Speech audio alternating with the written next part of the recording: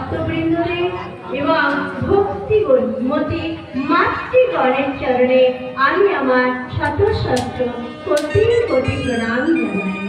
এই মাইকের মাধ্যমে যারা বাড়িতে বসে এই পাঠ শুনছেন বা শ্রবণ করছেন তাদের চরণে জানাই আমি আমার শত শত কোটি কোটি প্রণাম। আসুন আমরা একটুখানি গুরুগীতার কিছু ব্যাখ্যা শ্রবণ করবো, যেগুলো শ্রবণ করার মাধ্যমে আমরা বুঝবো যে গীতা পাঠ না করলে কি হয়, গীতা পাঠ কেন আমাদের করা দরকার, আর গুরু কি জিনিস।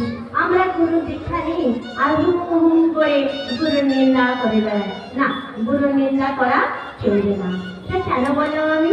আসুন একটুখানি আমরা ব্যাখ্যা করে শুনবো, তার মধ্যে বুঝে যাবো। वो करिश्चन करो शेर